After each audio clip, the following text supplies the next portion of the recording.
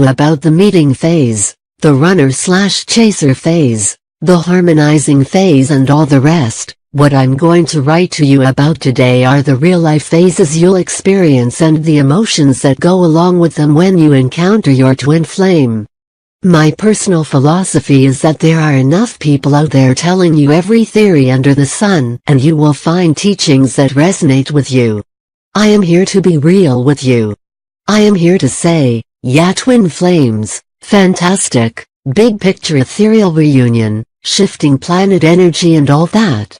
But right now, your heart feels like it's been ripped through your nose and you don't know how to breathe anymore.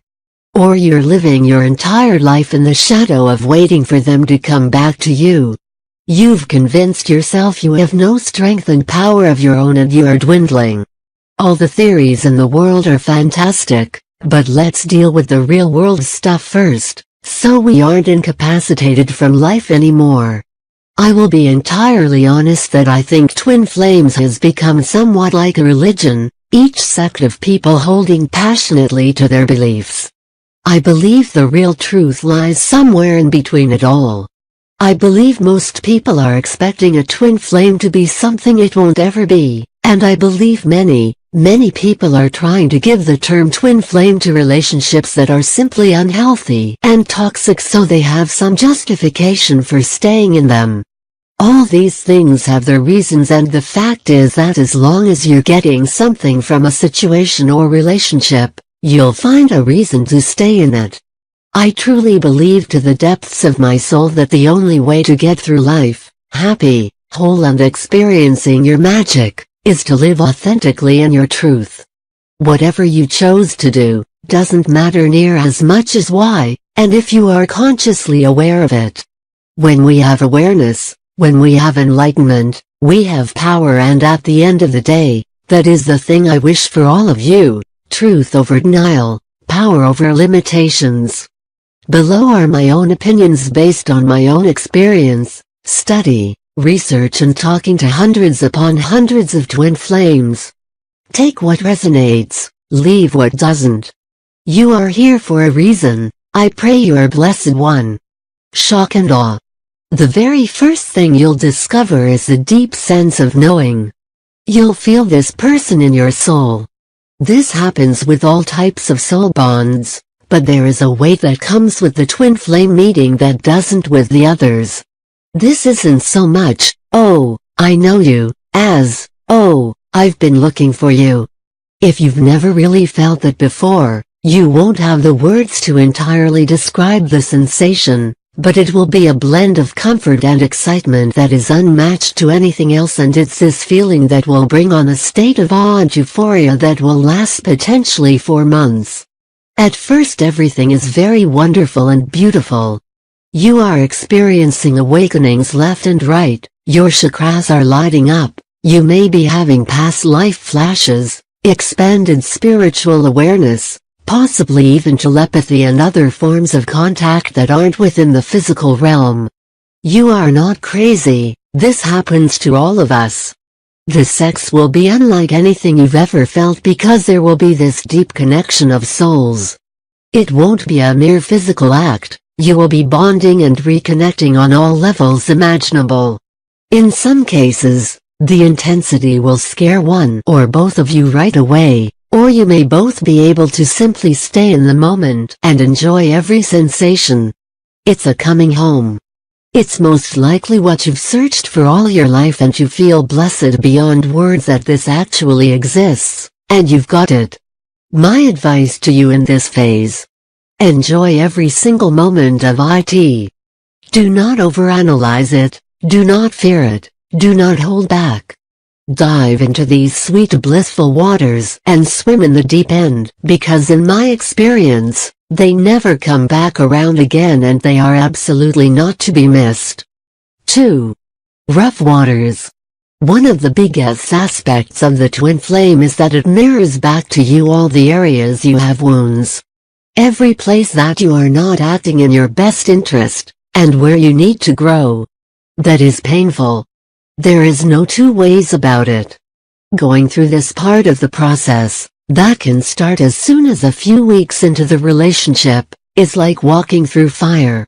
In my personal experience, we had about 2 months of the honeymoon period where all was right with the world. We were in awe of finally having found one another, and we knew there could be no deeper love than what we were feeling at the time. Then the pain started.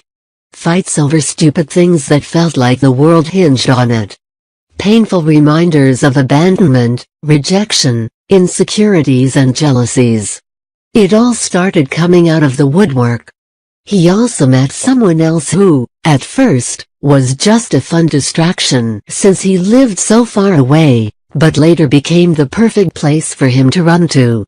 My advice to you in this stage is stay aware, be intentional, be damn honest with yourself, and most of all, be prayerful. Without my guides leading me through this field of landmines, I'm not sure how I would have made it. You connect with what you know is God and you hold on for dear life. You do the work that's being brought to you. All those fears and hurts, pain, and past issues, as they come up, you deal with them, you clear them. That is why you're here, that is your purpose during this phase. And no, you don't get to say, yeah, this isn't fun anymore, I think I'm done. The universe will not allow it. You are in it, you find a way to get through it. In many ways, this is the most difficult time and you're best to hold on, seek God, and ride it through. You can't make choices for your twin, but you do make them for yourself. In the end of my relationship, my twin chose his fears over us. In the end I chose God, myself and a higher purpose over him. Union is not easy.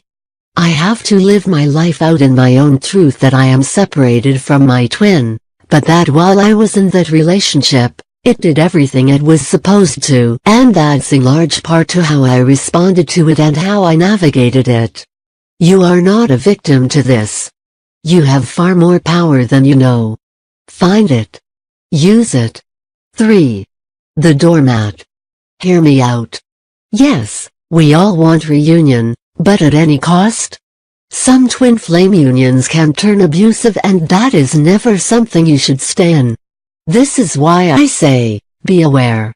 Be aware of what is happening. You and this other person may be two halves of the same soul, but that does not give them the right to treat you with anything less than dignity and respect. That being said, do your own inventory of how you're being with your twin. Has this become all about you and what you want? I would remind you to treat your twin with the same dignity and respect you want to be treated with. You cannot force reunion, and furthermore, the mirror does work both ways. Remember that your twin is in pain as well as you at this point. Their stuff is coming up as much as yours is. That's not to say you should bend over backwards to let them be in less pain. It's simply important to acknowledge that you are both going through something very difficult. Too often we get entirely self-absorbed and just think that if our twins would give in, everything would be fine. We put the blame of conflict entirely on them, their fears, their unwillingness to do it our way, when what we should be doing is looking inward and upward, loving them in the purest sense of the word, while we love God and ourselves. This relationship is a triangle in the truest sense of the word, and we must remember that. The other big point, being a twin flame to someone does not give you rights to abuse or otherwise victimize a person, and we always have the right, the ability, and the responsibility to say, no, you cannot treat me like this.